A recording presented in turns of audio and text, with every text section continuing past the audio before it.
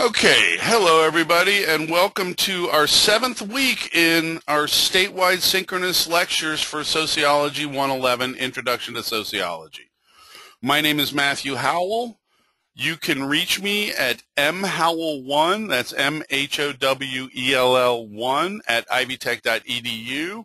I'm at the Valparaiso campus of Ivy Tech, and today we're going to be covering chapters 9 and 10 in our lecture.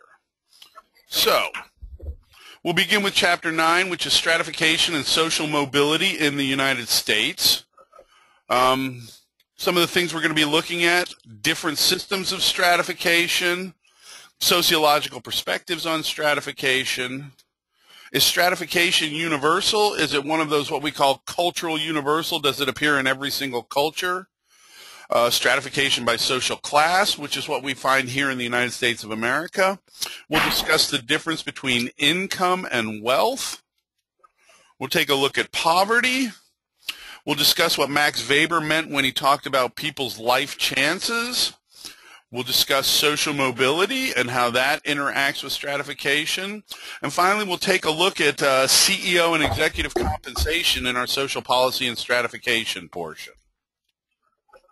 So, some of the questions we're going to be addressing: is social inequality an inescapable part of society? How does government policy affect the life chances of the working poor? Is this country still a place where a hardworking person can move up the social ladder? Okay, begin with a quick definition here. Social inequality. Social inequality in and of itself is simply the condition where members of society have different amounts of stuff: wealth, prestige, power. So that's what social inequality is, but that operates on kind of an individual basis. When we're talking about social inequality, we're talking about inequality between individuals. Stratification itself is a hierarchical structure of ranking. And it's a structured ranking of entire groups of people that perpetuates unequal economic rewards and power in a society. When we talk about stratification, our system here in the United States of America, you may be familiar with. We hear a lot of talk about upper class, constant talk about middle class and lower class. Now, we also have working class. That is a little bit different. Working class is based upon the type of work you do, not specifically where you fall in the stratification hierarchy. When we talk about upper class, in general, we're referencing those jobs that start somewhere around $180,000 a year in income. That would be the lowest line of being upper class. Then somewhere around $25,000 a year is where middle class begins. So you have middle class somewhere in between 25 and 180. And I know that sounds like a big gap, but that's the reason we talk about things like upper middle class, middle class, lower middle class, lower upper class, middle upper class, upper class. There's actually 9 different strata in our system of stratification in the United States of America. But in general, the groups you hear talked about most are the upper class, the middle class, working class, lower class, and underclass. We can think about it broadly in kind of those 5 terms. Working class, as I said, really references what type of job you do. That's working with your hands as opposed to working with your mind. Some working class jobs provide very lucrative incomes, others don't so much. So when we talk about working class, we're talking about a type of work and not necessarily an income range. In general, where the working class jobs lie are in the upper lower class and the lower to middle class. Underclass is a group of people who traditionally struggle with poverty. This is the group of people living below the governmentally defined poverty line in the United States of America. These are people who don't have enough resources to meet their daily basic needs. And so they're referred to kind of as the underclass. And we find a lot of different types of poverty in the underclass. We have situational poverty, generational poverty, all which we'll talk about in a little bit. So I've mentioned income and I've mentioned wealth. Income is salaries and wages and other types of annual income, interest off of investments, rents off of properties. It's essentially the amount of money you generate in a year of working or investing. Now, wealth encompasses all of a person's material assets minus all of their standing debt in the form of mortgages, car loans, things like that. If you have a car that you're making payments on, only the portion that you paid for counts as part of your wealth. Any unowed or any owed money that is unpaid so far, like on a mortgage, on a car loan, this actually counts against your against your wealth. So your wealth is the totality of assets minus the totality of debt. And so it tends to be more where you can have property counted in there, you can have retirement accounts, stocks, things like that, jewelry that you may possess, precious metals, things like that. All of that will be considered part of the wealth. Okay. When we talk about stratification, what we're talking about are the various statuses people occupy in society. If you remember, there were two types of statuses we discussed in the chapter on socialization, groups and organizations. In those chapters, we discussed the differences of status. There we were talking about things like race, ethnicity, but also things like being an employee, being a student. These are all different types of status. When we talk about status in systems of stratification, we're talking about the difference between class and caste. Ascribed statuses tend to be associated with caste systems of stratification. The caste system in India is one of the most famous caste systems of stratification, where you have over 200 different individual castes. Now, when you're talking about a caste system with ascribed statuses, the potential for social mobility, movement up and down through the strata in the system of stratification is non-existent. If you are born into the untouchable caste in India, you marry an untouchable, your children are born untouchable, you work a job for untouchables, and you die an untouchable. There is nothing you can do to move up or down in that system of stratification. And so we find caste systems of stratification tend to have ascribed statuses, whereas class systems of stratification, this is where we tend to see the achieved status. And the potential for social mobility is there. No matter where you're born, lower class, middle class, upper class in U.S. society, there is always the possibility of bettering or worsening your social situation by moving up and down through our class system.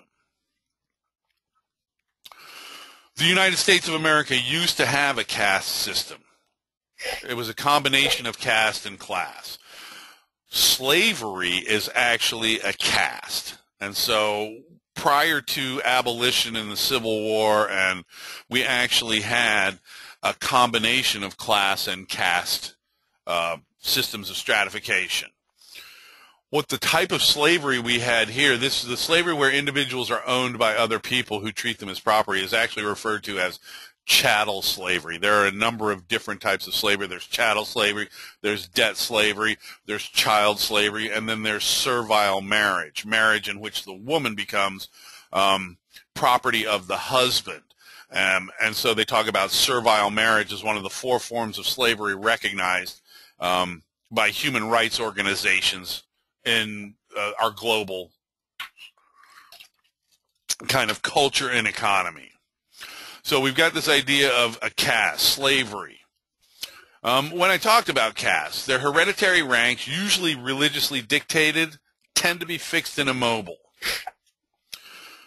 This is similar to what you also find when you talk about the feudal system, either as it existed in Japan or as it existed in Europe. In estates, you had a combination of class and caste. If you look at modern England, you very much see the combination there. It is possible to become rich in England and to achieve social status that way, but it is not possible for somebody born in the United States of America to become the king or queen of England, because those are castes. Being royalty is actually a caste. It's a hereditary rank. And so a state's feudalism, you actually have, that's referred to kind of as a mix of class and caste. And then class system is a social ranking hierarchy, which is organized around income and wealth. There are other factors that play into it as well. Max Weber coined the term you may have heard, which is referred to as socioeconomic status. This is the recognition by Weber that there are more than just economic factors that determine a person's position in society. There are also social factors, what a person does for a living. Certain occupations are valued higher than other occupations, and they have higher amounts of what we call prestige associated with them. For example, if we think about socioeconomic status, college professors are ranked very high, usually with doctors and lawyers. But if we just talk about class, college professors tend to fall down that system pretty rapidly because we're not making the same kind of money that doctors and lawyers are. But we have higher socioeconomic status than we do class because of the recognition of the amount of education and the fact that college professors, it is a profession. So it's more than just class, but if we think about class, it's really about how much money you have and how many possessions you have. This particular five-class model to describe the U.S. class system is the simplified one I talked about, where you have upper middle, lower middle, working class, and lower class, although there are some differences. Some people do upper class, middle class, working class, lower class, and underclass. There are a lot of different ways, but if you think about news stories and things like that, this is generally the five classes you are going to see in kind of common everyday speech in the United States of America. People will talk about working class, talk about lower class. When they talk about poverty, they'll talk about middle class and upper and lower middle class, and then upper class, of course. When we think about percentages of the population, if anybody's ever heard what's referred to as the 80-20 rule, where 20% of the population control 80% of the economic power in a society, we're fairly close to that. We can say that roughly 85% of the wealth in the United States of America is controlled by about 15% of the population. When we talk about income, it's a little bit different. There we see closer to like 77% of income goes to 23% of the people. But when we think about upper class, there's a reason that the Occupy movement referred to themselves as the 98 and the 99%. Because the number of people who make over $200,000 a year and are truly upper class in U.S. society is less than 2% of the population. So not, 2% of the population is a fairly small group. If we say we've got 300 million people, that's roughly 6 million people or less out of 300 million people would be considered upper class. Lower class, 10 to 25% of the U.S. population. A lot of this depends on how you define. That's why there's such a wide range in there. If you use the government's official designation of poverty, there you're closer to the lower end of that range. However, if you use the reality of the fact that a family of four making less than $30,000 a year is going to be struggling, that's where you get closer to the 25%. Median wage in the United States of America is roughly $36,000 a year. That's not household, that's individual. Median household wage is actually between 50 and 60, but that's an indication of how much of our population has to work where you have to have two working parents in order to make ends meet. So the lower class, we see a wider range there, but a lot of that depends on how you define it. And then, of course, we think upper middle class, really there we're talking about people making more than $150,000 a year, and this is where we see that 1585. So, we're really talking upper middle class, 15% of the population controlling 85% of the wealth here in the U.S. Lower middle class, again, these all depend on how you define it, 30 to 35% of the U.S. population, and then working class would be 40 to 45%. But remember, working class is about the type of work you do, not about how much money you make. Because somebody who owns a contracting company is still a working class person, but they may be making, 6 figures a year for themselves if they're the actual owner of that type of a construction company. So working class references the division between white-collar work and blue-collar work, with blue-collar work being the working class, people who work with their hands. We have heard, probably endlessly in the political rhetoric right now, about people or the middle class disappearing out of this country. And the shrinking middle class is becoming harder and harder for people to remain in the middle class. Real wages have tended to stagnate, while a lot of the wealth is being accumulated at the top. When we look at factors contributing to the shrinking size of the middle class, one of the things is a high school diploma used to be enough in this country to make a good middle class living. That is simply not the case anymore.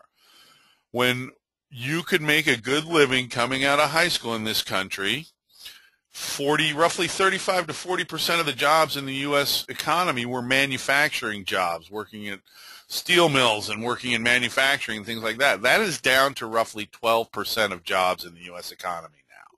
So we've seen a major loss of kind of the working class manufacturing jobs where a high school diploma would get you a good middle class lifestyle. Those have disappeared out of our economy. So if you don't have advanced education, the opportunities have disappeared for you. In fact, what we've seen an explosion of for unskilled labor, or people with really kind of small amounts of education, working in service sector industries like retail and hospitality. And as we've all heard, those jobs really don't pay what you would call a living wage. Also, global competition and advances in technology. Right now, we're seeing jobs that formerly done in the U.S. being outsourced to where companies have to pay less wages. Right now, China has a large manufacturing base. A lot of the jobs that would have been in phone centers here in the United States of America have already been outsourced. It's kind of the backbone of the emerging Indian middle class right now in India. All the call center jobs. Growing dependence on a temporary workforce. More and more jobs are not career jobs. There are more and more people that are going through temporary services to get jobs as opposed to being hired by a company. The company contracts with a temporary service, and then temporary service provides staffing. The only thing temporary about it, because in these growing, when they talk about temporary workforce, you're just talking about the fact that they have not been hired full time and are not provided benefits then. I know people with Kelly Services who have worked in the same place for years, but the companies prefer to go through temp services because then they don't have to provide benefits or even really Social Security, taxes, insurance, things like that. That's all done by the temporary company, the temporary service. And rise of new growth industries and non-union workplaces. In auto manufacturing, which is still a heavily unionized job, if you work for what we're called one of the big three, Chrysler, GM, Ford, the unions still have a strong presence there. But if you go to work for one of the other car companies which have manufacturing plants here in the U.S., like Hyundai, Kia, Nissan, Datsun, or Nissan, Toyota, Honda. Datsun was what Nissan formerly was. These companies do have manufacturing plants here, but they all tend to be down in the southern states, and there's not a lot of union presence there. And you can see that in the difference between the median wage. The median wage in Detroit for auto manufacturing is roughly $27 an hour. The median wage for manufacturing down in the southern states is roughly $18 an hour. But also with new growth industries, which are, all the newer technologies. So all these factors together have made it much harder for people to remain middle class than in the 50s, 60s, and 70s in this country, when really all you needed was a high school diploma. And even then, it wasn't mandatory to have a high school diploma to get a factory type of job. Okay, when we talk about the sociological perspectives on stratification, there is not a lot of consensus within the field of sociology. There are a lot of different ways of viewing stratification, and this is something that's very contested within the field of sociology. When we look at class, the sociologist who really kind of defined that idea of class, the significance of class, that would have been Karl Marx. Karl Marx believed that there were only two classes in society, the workers and the owners. There are sociologists who kind of dispute that, saying that no, what about certain other professions and things like that? Where do these people fall in that society? Someone like me, for example. I'm a worker, but I don't necessarily work directly for somebody who owns a factory. I'm not in that have and have not dichotomy that Karl Marx so strongly stressed in most of his work. I tend to be outside of that. So when we talk about Karl Marx, as I said, he viewed this idea of history as the history of conflict between the owners and the workers. A lot of the work he did examined the shift from feudalism to an industrial society. But what he stressed was that social relations depend on who controls what he called the primary mode of production. Now, in a feudal society, the land was the primary mode of production. Farming and agriculture were the modes of production in a feudal society. And who controlled that land? Well, it would have been the aristocracy.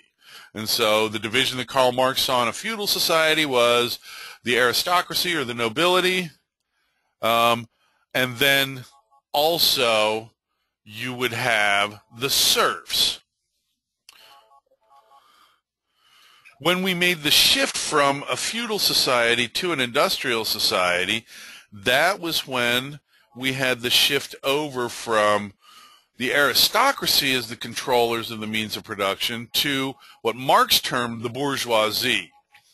These are the people who would have been the merchants, the shopkeepers, the artisans, the tradesmen, the guilds, the people living in the small towns that existed in feudal society.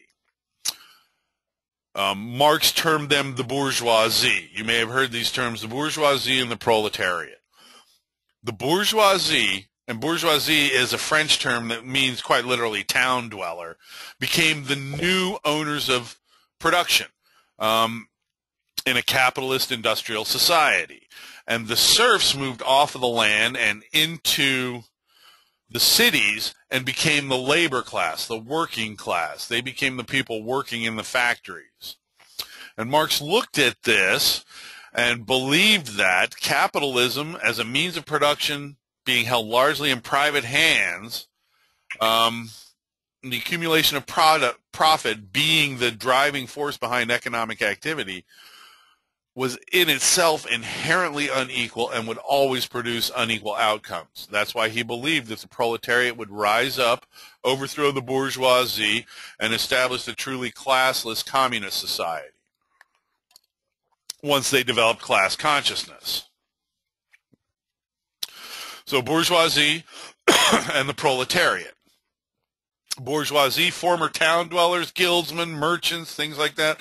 Proletariat, former serfs.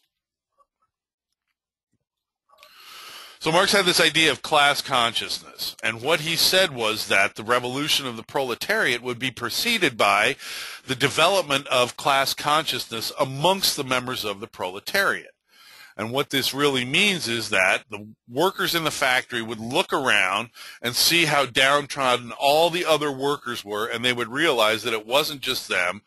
The system was inherently unfair, and so there would be the need for collective political action to bring about change. Neo-Marxists, who are the new kind of theorists working in conflict theory, say that the reason that never happened, that the revolution of the proletariat never happened, was because of false consciousness, which is an attitude held by members of a class that does not accurately reflect their objective position. And one of the easiest ways to kind of discuss this is with the idea of taxes. Now, you may have heard that taxes are bad for everybody. That's common political rhetoric. It's how a lot of politicians campaign by saying, I'm going to reduce or eliminate taxes. But what you need to understand is that from a conflict perspective, and even from kind of any kind of perspective, what income taxes are is an attempt to redistribute wealth from the rich to the poor. That's why we have sliding scale taxes. If you make less than $9,000 a year, you will actually get some money back under the earned income tax credit. And then depending on how much you make, your tax rate goes from 10, 15, 20, 25, 35%, things like that, up to the point where during FDR in World War II, Franklin Delano Roosevelt, his New Deal in World War II, certain income amongst the upper class were being taxed as high as 90%. So taxes are wealth redistribution. Now, Marx does not view this as a bad thing, because Marx says that anybody who accumulates wealth is stealing from everybody else. He views the accumulation of any amount of wealth as theft from the rest of a population. In other words, in order for me to become rich, I have to disadvantage other people by making sure they have less. That's the only way I can kind of accumulate it. In his book, Capital, he talks a lot about how this is done through production and the division of labor, because he talks about how the division of labor, which is where you take like a complex task like making a chair and you divide it into a number of simplified tasks, is the way that you increase human productivity. However, the profit from that productivity in a capitalist society only goes to the owners. People are working harder but making less money for the amount of work they're doing. Now, false consciousness, going back to this idea of taxes as wealth redistribution, false consciousness is the idea that taxes are bad for everybody. Taxes are good for anybody making less than $100,000 a year in U.S. society. That's roughly where the line falls. If you're making less than that amount of money, you actually get more benefit through infrastructure, through social programs, welfare programs, things like that. You actually get more benefit than you would by not paying taxes. Not paying taxes only benefits the people who already have all the wealth. If everybody else is paying taxes, it redistributes the wealth and allows the government to provide social services and infrastructure, such as building roads and highways and providing utilities, things like that. So how did false consciousness develop? Well, according to the neo-Marxists, we have a very comfortable standard of living here in the U.S. And as long as the majority of us can go to Walmart and buy a nice big TV for $200 or $300 and have our surround sound and all kinds of nice things, and we all have a car, we're not going to protest too much about, against the status quo, against people who are very, very, very rich, simply because we're already at a comfortable standard of living. So that kind of wraps up the Marxist view. Now, when we look at Weber's view of stratification, this is where we get to socioeconomic status, because Weber's saying it's not just how much money you have. There are other things that define your person's position within the stratification system. The type of work you do is also important. So class is a group of people who have a similar level of wealth and income. Status group, people who have the same prestige or lifestyle. Now, if you think about like prestige and lifestyle at work, when we talk about prestige, we're talking about the esteem in which a particular occupation is held by society in general. Highest prestige job, doctor. Second highest, lawyer. Third highest, college professor. And of course there are divisions within that. Surgeons rate higher than general practitioners. Judges rate higher than lawyers within the practice of law. Within the say, when we look at college professors, depending on discipline and also where you teach. Person teaching at Harvard, much, much, much higher prestige than person teaching here. And I'm not degrading Ivy Tech. I think it's a great institution.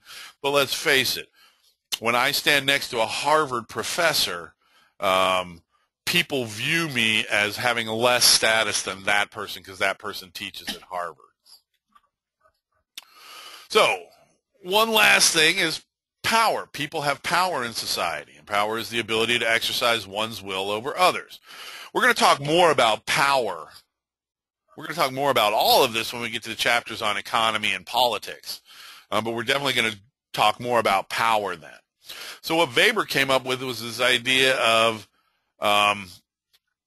socioeconomic status, because he said people have varying levels of wealth and income, prestige and lifestyle, and power in society.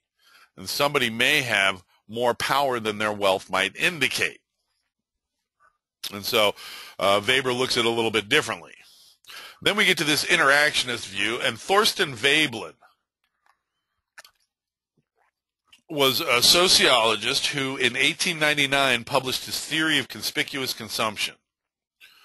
The idea behind this is that people in the upper class purchase certain goods in order to flaunt their superior wealth and social standing. If we think about it from a pragmatic or just kind of like a utilitarian, which would be just what the function of an object is.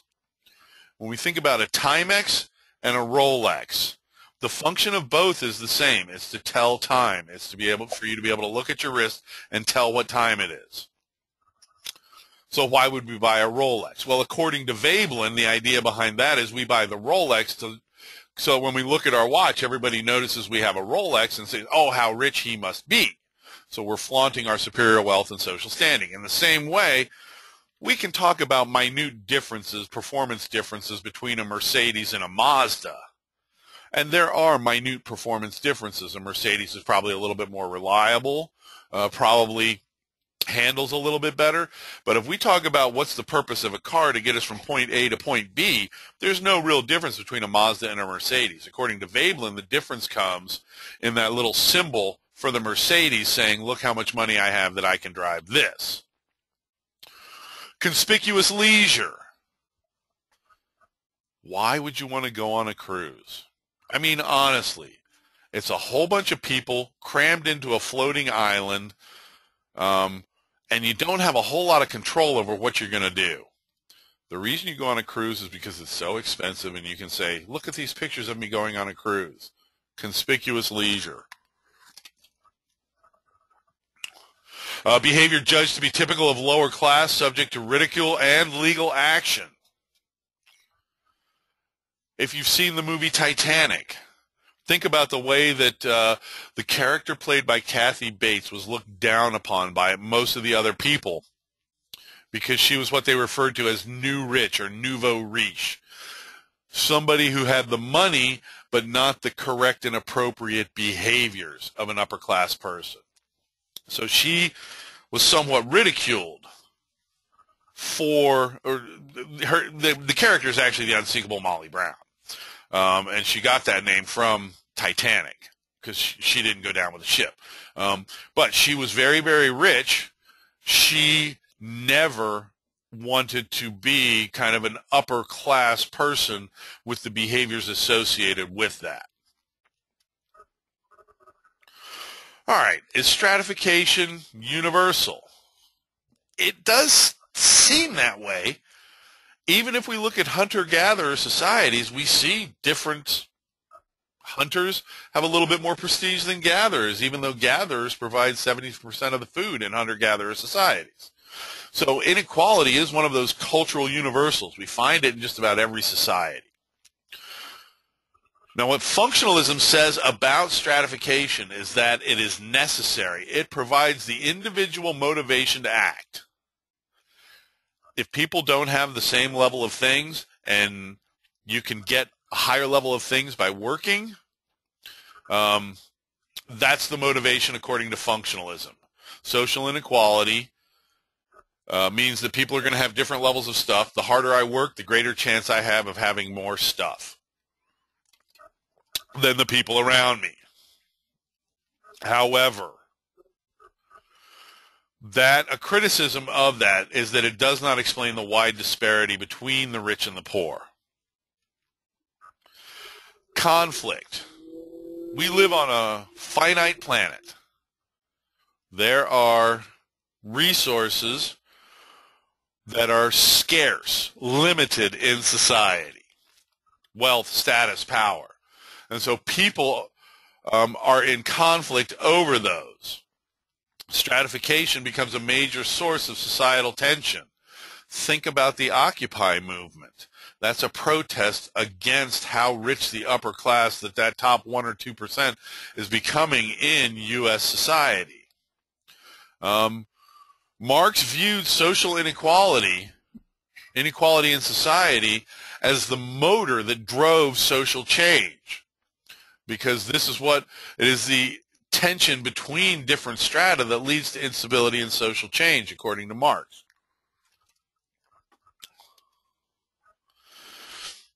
Now, Marx also had this idea of what he called a dominant ideology, cultural beliefs and practices that help to maintain powerful social and economic and political interests. What that means is that if we think about an ideological part of U.S. culture, which is the American dream, which is the idea that education and hard work will take anybody to being a member of the upper class. Marx would refer to that as a dominant ideology. And it's this idea that as long as I believe I might one day become one of the rich, I'm not going to want wealth redistribution to happen against the rich. I'll favor lower taxes because of the chance that I may one day benefit from those lower taxes. Gerhard Lenski had this idea of what he called sociocultural evolution. In a hunter-gatherer society, Lenski said, there is no economic surplus. Everything that's produced is consumed on a daily basis. It is as a society begins to advance technologically that it becomes capable of producing a surplus of goods. If you think about, like, what was the first economic surplus? If we look at Egypt, just think about the movie The Ten Commandments. What did Moses order opened to feed the people? The granaries. Grain that could be stored dry and that would last for a long period of time became a form of wealth. And it was the first economic surplus produced in an agricultural society. Now what happens is this emergence of surplus expands the possibilities for inequality. And then allocation of surplus goods and services reinforces social inequality. If we have a surplus, who are the people in our country that get to consume that surplus? The people who already have. That's what Lenski was basically saying. So, when we think about what Lenski was talking about. The potential for economic surplus becomes greater the further along you move from hunter-gatherer to horticultural to agricultural to early industrial to late industrial, and then you get to post-industrial or postmodern, which is how most social theorists would describe our society. So stratification, objective method. Class is largely viewed as a statistical category. We can assign specific dollar amounts to the ranges within class. We have correlations between increased levels of education and increased levels of income, between professional occupations and increased levels of education, and also between professional occupations and increased levels of income. This also plays into place of residence. I already mentioned this idea. Prestige is respect and admiration an occupation holds in a particular society. And it varies from society to society. We may be able to say, yes, doctors are the highest prestige people both here and in England, but here, surgeons are the highest prestige doctors. In England, general practitioners are the higher prestige doctors. Surgeons are actually viewed as working class doctors in England because they're the ones working with their hands as opposed to working with their minds. And so you can see how that can be different. And then esteem is the reputation a particular individual has earned within a particular occupation. So I'm sure you've had professors that you think do a great job and professors you think might not do so great a job. If those views become widespread, what varies between those professors is not the prestige. Everybody working at Ivy Tech kind of has the same level of prestige. It's the individual level of esteem that changes.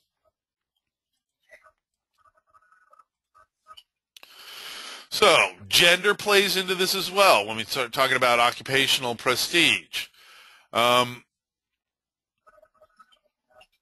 many years in general, social research kind of ignored the perspective of females as a valid perspective. If we think about Freud and some of his ideas in psychoanalysis, he had this idea that one of the problems that women suffer in society is what he referred to as penis envy. So essentially he was saying that women are not happy because they're not men. But if we think about this idea of power as part of class, maybe it's not the penis that women are envying, it's the social power that men had. And so feminism kind of emerged saying we need to take the experiences of women as valid. And so social class studies tended to neglect occupation and incomes of women as determinants of social rank. They really just looked at the woman's husband, and that was where she got her social rank from, was from her husband. In fact, in 1900, Charlotte Perkins Gilman, in her book Women in Society, or in Economy and Society, really looked at that idea. So, multiple measures. I mentioned this idea of socioeconomic status. Income, education, and occupation.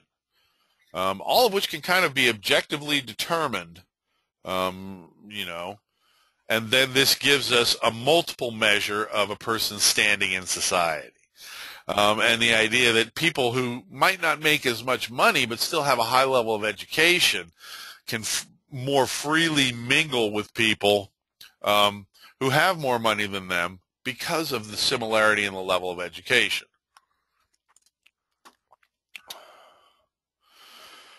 It should come as no surprise that income in the U.S. is distributed unevenly.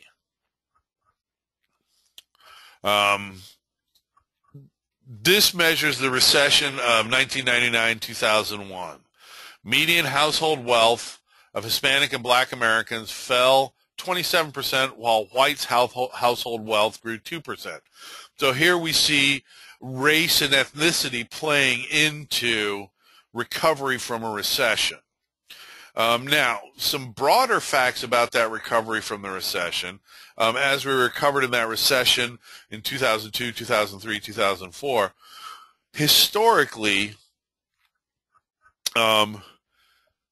the majority of recovery had always gone to the upper class, but at least 15% had gone to the middle class and the lower class.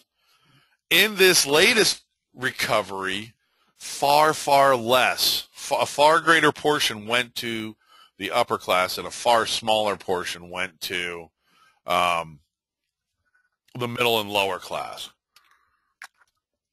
And then when we think about wealth, this is even more unequally distributed than income. In the U.S., the top 20% get roughly 77 to 78% of the income, but the top 20% get 85% of the wealth in U.S. society. So wealth is actually distributed much more unevenly. And part of the problem with that is the reason that household wealth is low amongst minority groups is by the time minority groups had achieved rights for owning land, for participating in the economy and participating in the political system, all the wealth had already been divided up in the U.S. So if we think about another way of looking at this, half the population in the U.S. control more than 97% of the wealth. That's really a broad way of looking at it. And like I said, if you look at 20% of the U.S. population, the top 20% controls 85% of the wealth. That's also true on a global scale. Okay, poverty. Poverty itself is the condition whereby you do not have resources to achieve your goals in society. And there's different types of poverty. There's absolute poverty and relative poverty. Absolute poverty is the condition whereby you struggle to meet your basic daily needs. Families living in absolute poverty do not know where the next meal is coming from oftentimes, are unsure if they're going to be able to pay rent. Relative poverty is a little bit different, and that is just being poor compared to your neighbors. So we say the median income in the United States of America is $36,000 a year. That's kind of the average standard by which people can measure whether they're rich or poor relative to that median income. So it's a floating standard of people at the bottom of a society being judged disadvantaged, maybe not being able to afford the smartphone or a tablet or a laptop, things like that. So it's being poor compared to other people in U.S. society.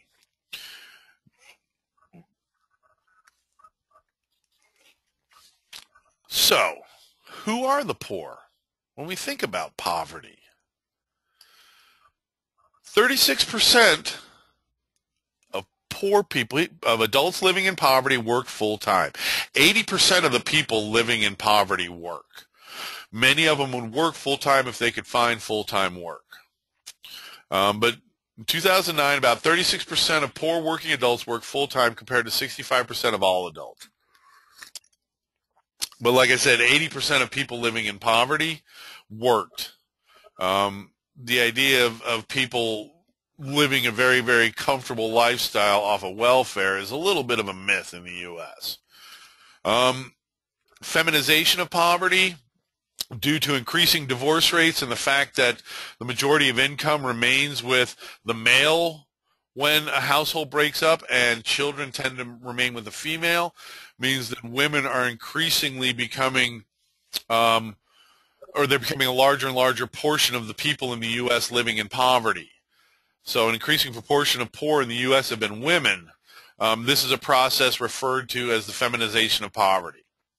I mentioned this term as well, the underclass, long-term poor, what we could refer to as generational poor too, where we have poverty happening in generations, families living in poverty for multiple generations, but long-term poor who lack training and skills and really lack the knowledge of how to gain those training and skills.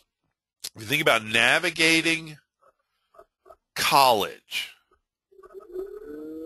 if you don't have somebody to help you navigate it, it can be very confusing.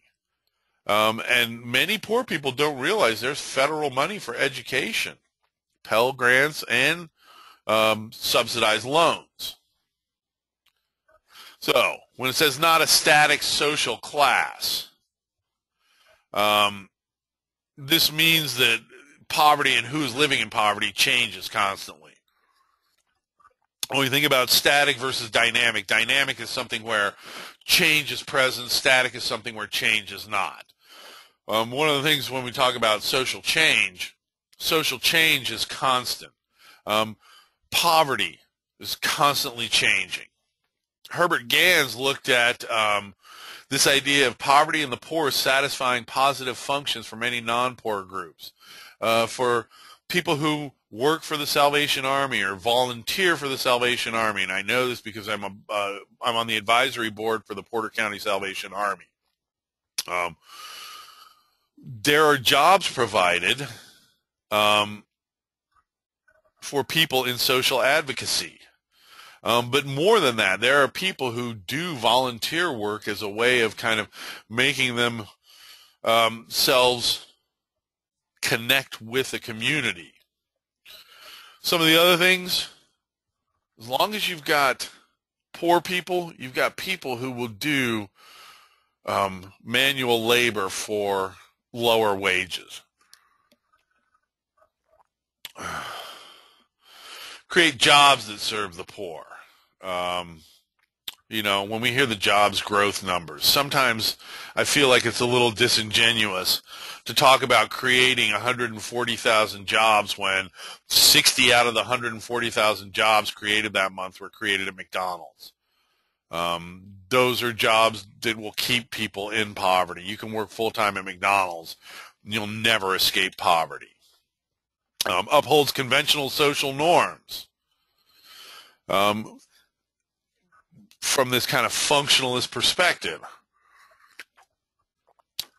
looking at poor people makes people value hard work and education. Guarantees the higher status of those who are more affluent. Absorbs costs of social change. Now, life chances. Life chances are what Max Weber refers to as the opportunities that will be present in your life owing to the circumstances of your birth. So if you're born into the lower class, your life chances are severely compromised and reduced compared to somebody born in the upper class. So it's opportunities to provide material goods, positive living conditions, and favorable life experience. That's what Weber defined life chances as. And the higher you're born in the stratification hierarchy in the United States of America, the better your life chances. And essentially, in times of danger, the affluent have a better chance of surviving because they'll have more resources. Social mobility.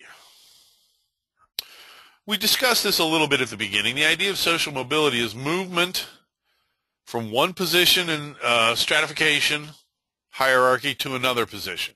And so we have upwards and downward social mobility. We also have what's referred to as horizontal social mobility, and that's where you make changes, but you do not move up or down in strata. You may move from one job to another job within the same industry.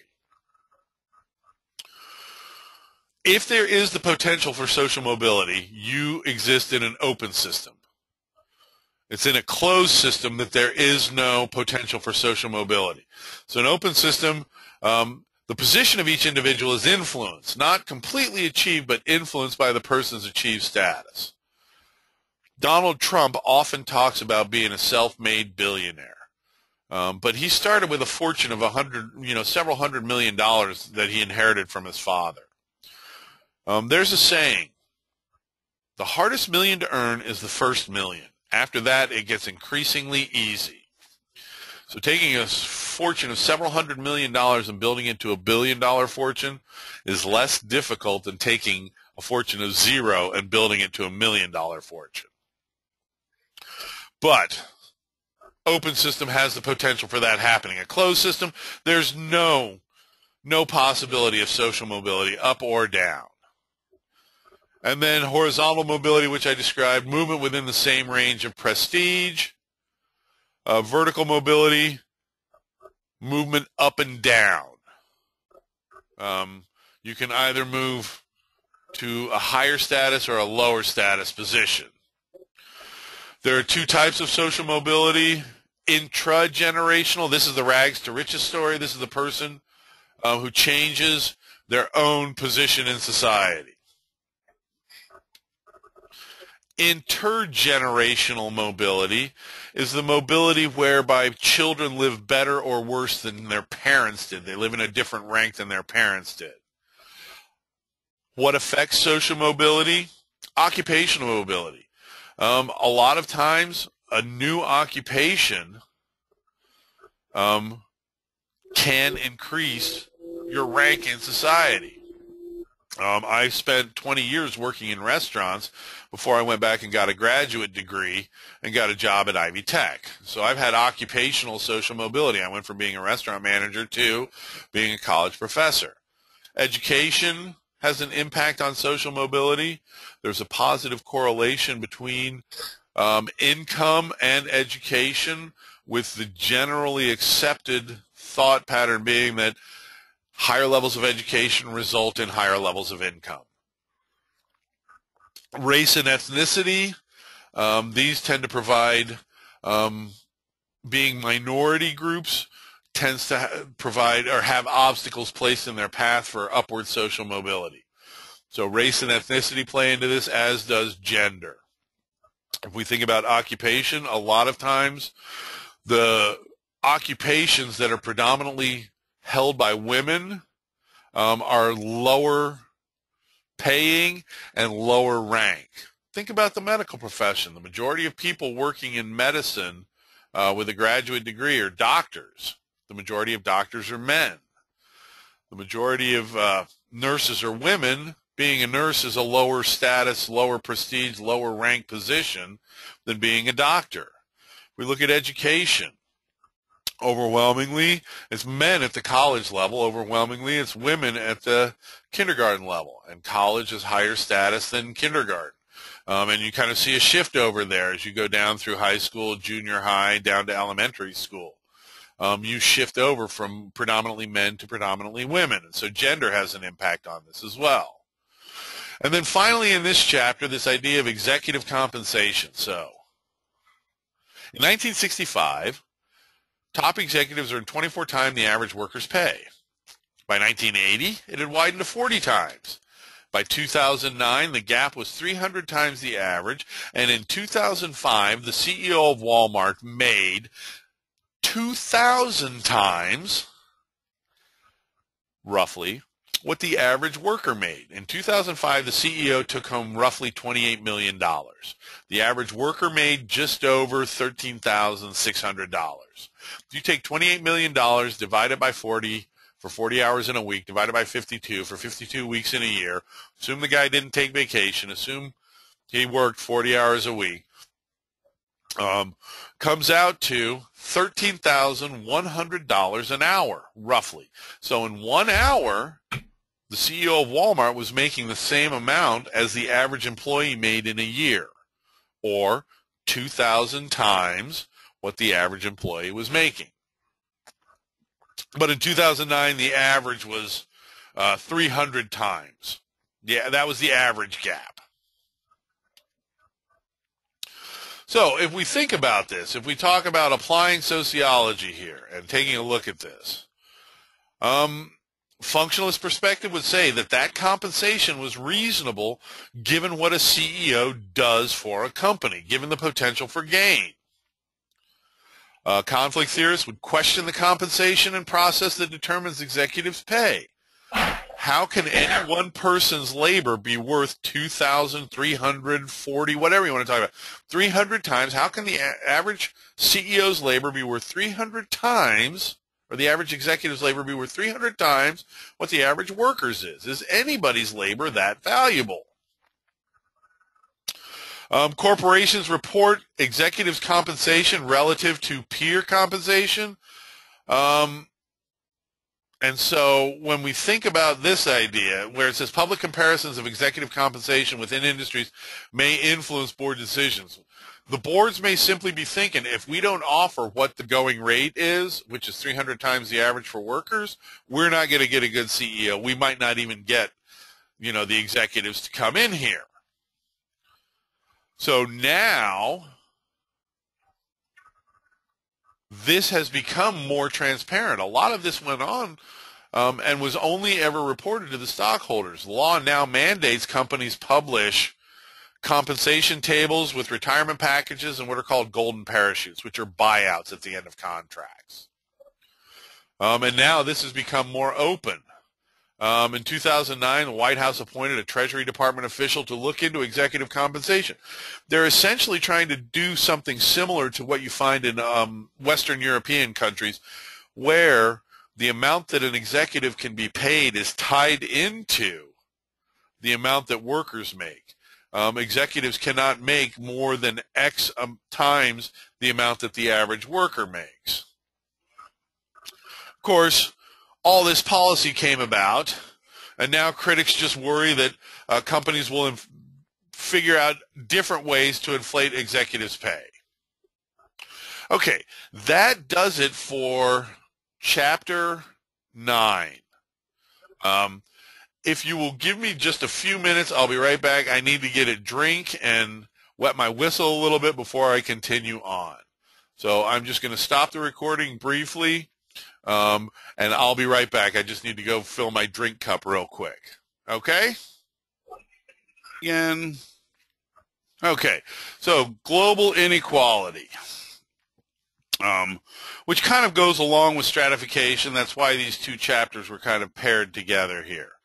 Some of the things we're going to be examining: the global divide, stratification in the world system, stratification within nations, taking kind of a look at two different nations and comparing them. We'll examine a case study of stratification in Mexico, take a look at social policy and global inequality, taking a look at welfare in Europe and North America. So, questions we're going to be trying to answer: what economic and political conditions explain the divide between rich and poor nations? Within developing nations, how are wealth and income distributed? As a corollary of that, how much opportunity does the average worker have to move up the social ladder? And how do race and gender affect social mobility in these countries? So, we talked about social inequality, the condition whereby people have different levels of stuff, essentially. Inequality is a significant determinant of human behavior. Divides in the global wealth emerged as a result of the Industrial Revolution and rising agricultural productivity. When we think about global inequality, in a certain sense, we can talk about the rich northern hemisphere and the poor southern hemisphere. The majority of countries that exist in the southern hemisphere tend to be poorer. The majority of countries that exist in the northern hemisphere tend to be the richer ones. Now, there are a few exceptions, kind of like Australia, New Zealand, which are in South Africa, which are all in the southern hemisphere, that have generally stronger economies. And then some of the Eastern European countries are struggling right now. But when we think about the countries that went through the Industrial Revolution earlier and had a rise in agricultural productivity earlier, and developed technology earlier, this was kind of the foundation of the inequality. The rise in living standards that happened with the Industrial Revolution were not evenly distributed across the world.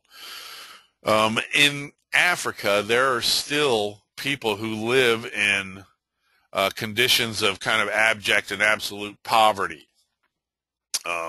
Africa itself tends to be the poorest continent of all the continents. Europe would be kind of the richest. Europe and North America would be the richer ones. So when we think about industrial and developing nations, we often find a stark contrast. Anybody who's ever driven through El Paso, Texas, if you look right across the border when you're on the east side of El Paso, you can look across the border, look south, and see shanty towns in Juarez. And when you look over there, you see people living in really, really abject poverty, living in residences that would be condemned in U.S. culture. A lot of this is the result of the legacy of colonialism.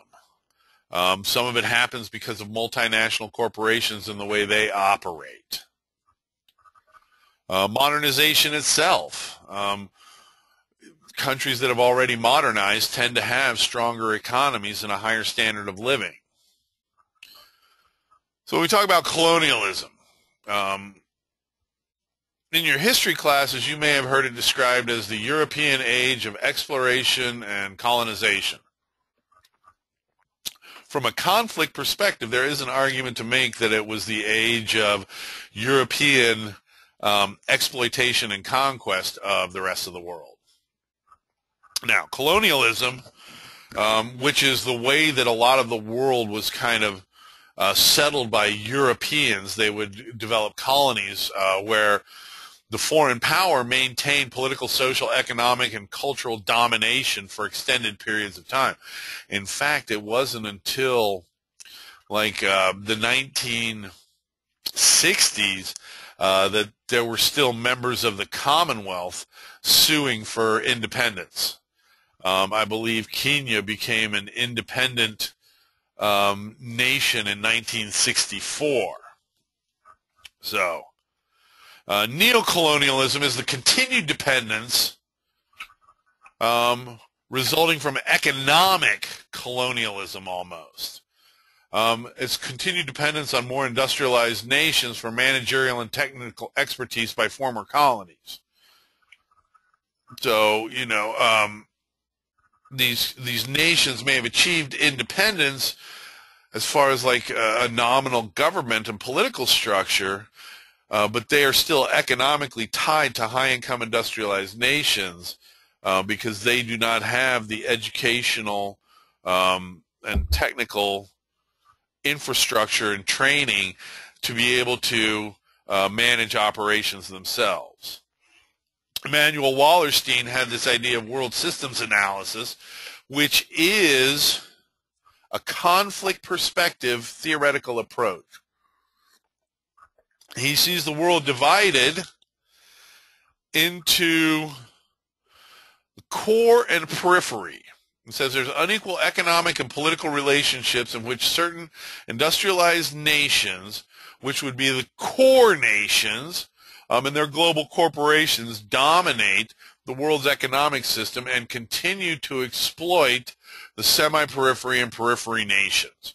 It's an unequal relationship, and essentially low-income nations are exploited for resources and labor by high-income nations. That's what Wallerstein is kind of saying. It's very similar to the conflict theoretical approach of dependence theory, which kind of looks at it in the same way and says that developing countries make economic advances, but they remain weak and subservient to core nations and what we refer to as multinational or transnational corporations, corporations that operate in more than one country. Globalization is a process whereby the economies, the cultures, and political systems of the nations of the world are becoming increasingly intertwined and integrated. Being isolationist is not really a valid political policy approach anymore. We're all interconnected at this point in time. If the United States suffers a recession, it affects the economies of other nations of the world. I mentioned multinational or transnational corporations. These are commercial organizations that may be headquartered in one country, but they're doing business throughout the world. Walmart is a multinational corporation. They have factories in South America and in China. They do business around the world. So, in fact, Walmart as a company is such a large global player. They control an amount of economic goods equivalent to all but the 20 richest nations of the world. I think they're tied with Belgium as far as the amount of stuff they produce and the amount of capital they generate. That's what this is saying right here. Total revenue of multinational businesses on par and can exceed total value of goods and services exchanged in entire nations. There are roughly 187 nations, and Walmart is bigger than all but 20 of them, essentially, and probably has more power throughout the world. More than 10% of U.S. goods and services are related to this import-export global economy kind of thing, and multinational corporations. Now, when we get to our theoretical perspectives, modernization theory is the functionalist approach that essentially says that the relationship between developed nations and developing nations is a beneficial one, and that developed nations receive goods and labor at reduced cost, and developing nations receive training and education and infrastructure from the developed nations. So jobs and industry and are provided to the developing nation, and they get the maximum advantage of technology while reducing costs and boosting profits. This is what benefits multinational corporations. Makes nations more interdependent and less likely to enter conflicts. So multinational corporations, according to the functionalist perspective, if you've got a company operating in both the United States of America and in, say, Iraq or Iran, that makes our economies interdependent and makes us less likely to enter into conflict because it would hurt the economies of both nations. Conflict view, it's all about exploitation of low-wage labor. And that's kind of how conflict view views multinational corporations. The reason they're multinational is they've outsourced jobs in order to maximize profits. It initially contributes to the host nation's wealth, but eventually increases economic inequality within developing nations. Because you will have the haves and have-nots become further separated by multinational corporations. Okay. There isn't really kind of a symbolic interaction approach to looking at the relationship between nations, because symbolic interaction is all about the relationship between individuals. So really what we've got is we've got modernization theory, we've got dependence theory, and we've got world systems analysis. It's the three big theories for examining relations between nations. Now, when we get back to this topic of poverty, in developing nations, being poor is a lot poorer than it is here in the United States of America. For example, the median wage, the average wage in the nation of Chad for, I believe it was 2007, was $900. So that's being much poorer than being poor in the United States of America. This in addition to not having social services. This is why the Millennium Project asked industrial nations to give essentially 0.5% of the gross national product for developing nations. Gross national product, of course, the total value of a nation's goods and services. And as I said, like what Walmart produces exceeds the GNP of all but the 20 richest nations of the world. So these are some countries that give to the Millennium Project. Denmark, Luxembourg, the Netherlands, Norway, and Sweden. These are also countries where you find a high degree of what's called welfare capitalism or socialized programs. We'll talk more about that when we get to the chapter on politics, though. There is an assumption amongst privileged people in industrialized nations that the world's poor lack assets. In fact, someone like Heifer International is an organization that does advocacy in low-income nations where there's poor people. Their idea is that they would rather provide a cow than money because the cow is something that becomes an asset. So, and can be ongoing. Modernization, this is the process through which, remember we talked about the periphery, semi-periphery, and core nations.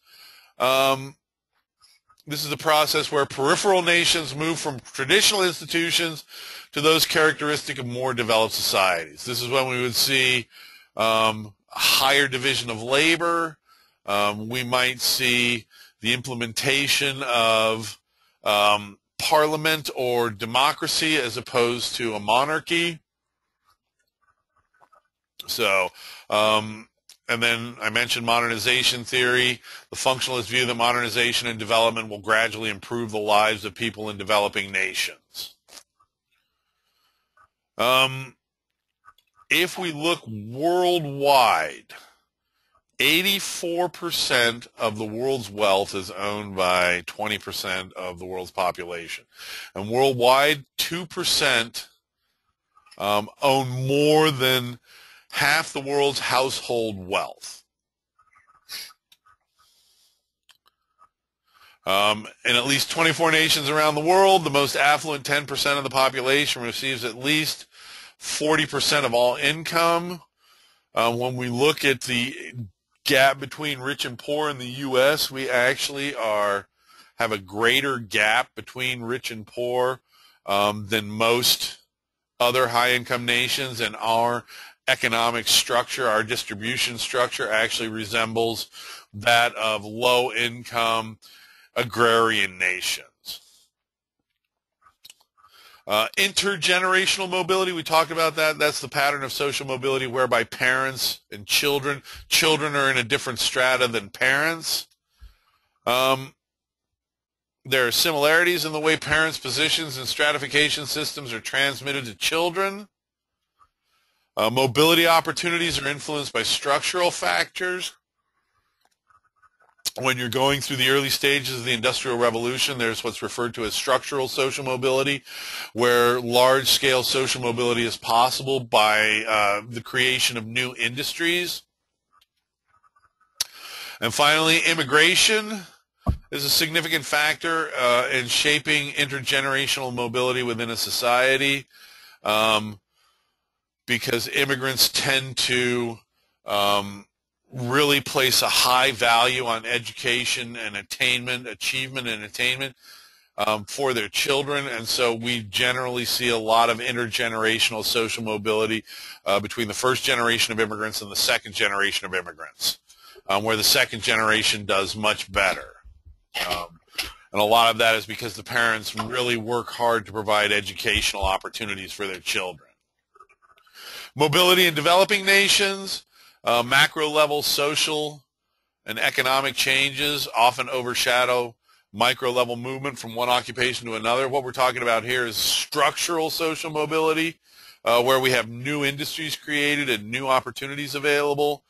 And this overshadows in developing nations micro-level movement, where people may be kind of advancing slowly vertically up.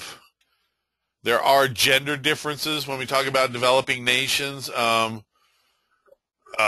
Jeffrey Sachs is a social researcher who says one of the quickest ways to create social mobility is educating women in developing nations. And the reason for this is because as countries develop and modernize, women's vital role in food production deteriorates, essentially because we're replacing the workers with equipment that can do, we're developing what would be referred to as industrial agriculture. And so what we need to do in order to eliminate things like servile marriage in developing nations is we need to get women education. That's what Jeffrey Sachs says. It's one of the quickest ways to kind of increase social mobility in a developing nation. Okay, Specifically examining Mexico here. In 2008, the bottom 8.2% of Mexico's population survives on $2 a day. That's not a whole lot of money. I believe it was Carlos Castañeda stated that Mexico is a polarized society with enormous gaps between rich and poor, town and country, north and south, white and brown. There's stratification that occurs on all these different axes here. Mexico has what is referred to as a spectrum, a color spectrum, rather than just a color divide like we have here in the United States of America. They have a color hierarchy where the lighter your skin color, the higher you are in rank. And this kind of reflects the subordinate status of the Indians, the Native American remnants of the Mayan and Aztec peoples, and the mestizos, which mestizo is Native American and European American mixed race child. And so social class is linked to appearance of racial purity. And the lighter skin tone generally indicates higher status. There's widespread denial of prejudice and discrimination against people of color in Mexico. People who have the darker skin tone. There are also some physical characteristics beyond that, having a flatter face, because the Mayans were a culture that embraced the idea of having like not a prominent stop above the nose and a flatter nose and a flatter face. They considered that beautiful. And so when the Europeans came, that was something that was considered lower status. And then in Mexico, recently, we've seen a lot of organizations and associations spring up advocating for indigenous Indians, for the populations of Mexico that predate the arrival of Europeans. Women in Mexico, right now, 46% of the labor force. A lot of that has to do with men leaving families behind to come to the United States for work. Women tend to be mired in the lowest paying jobs, far more in Mexico than you would find in the United States of America. And so when we see low status, low paid jobs here in the U.S., it is not surprising that they tend to be occupied by immigrant women from Mexico, in housekeeping, fast food restaurants, things like that. When Mexican women work outside the home, they're often not recognized for that. Machismo, which is kind of the Mexican male definition of masculinity, only values women in what they do for the men and the children. It doesn't value them as contributing economically because that is the man's job. You find a much more traditional gender role division of labor in Mexico than you do in the United States of America. And in general, when we look at Mexico, what we're seeing is a low-income developing nation. And in low-income developing nations, you tend to find more traditional and subordinated roles for women. Women have begun to organize to address economic, political, and health issues. In fact, right now in Mexico, there's microloans going out, and women are able to secure a lot of those to start small businesses. Now, the borderlands. Borderlands is a term that refers to any area where you have kind of a mingling of culture along a border. In the United States, though, it refers specifically to the border between Mexico and the United States that runs along Texas, New Mexico, Arizona, and California. And it is an area of common culture. You find a lot of mingling of culture there. Maquiladoras are factories owned by United States in general owned by the United States, that are headquartered in the United States, that operate just across the border in order to capitalize on the lack of taxes and lack of benefits and lower wages. You find that there are a lot of oil refineries in Juarez, just across the border from El Paso. El Paso. I'm drawing a blank there. And they operate across the border, even though they're U.S.-owned refineries. They operate across the border because of the reduced cost. So, remittances, also referred to as migra dollars. These are dollars or monies sent back to Mexico from the United States of America by immigrant workers, both legal and illegal. And it averages about $20 billion a year in remittances. So $20 billion a year going out of the U.S. economy into the Mexican economy, and there are many, many small towns where that's 50% of the economic production is remittances. And there are small towns in Mexico that rely on remittances in order for their economy to function. Okay, now, when we think about welfare, let's take a look at the issue. Governments in all parts of the world are searching for the right solution to welfare. How do you provide benefits without creating welfare dependencies? How much subsidy should be provided? How much responsibility should fall on the shoulders of the poor? So when we think about this, we'll take a look at it. In 1996, this is when unemployment essentially had a time limit added to it, and requirements that you either are engaged in training or you're actively looking for work. So in 1996, the Personal Responsibility and Work Opportunity Reconciliation Act was passed in the U.S. And what this means is that you essentially have to be actively searching for work in order to continue unemployment benefits or be involved in training, in some type of training program. So it ended long-standing federal guarantee of assistance to every poor family that meets eligibility requirements. You can only get that aid temporarily, and you have to be doing certain things in order to receive that aid. As far as safety nets provided here in the United States of America, we're among the lowest. Most other industrialized nations provide higher rates, proportions of money to housing, Social Security, welfare, health care, and unemployment compensation than the U.S. We're at the bottom as far as high-income industrialized nations and the benefits we provide. So, many sociologists tend to view the debate over welfare from the conflict perspective.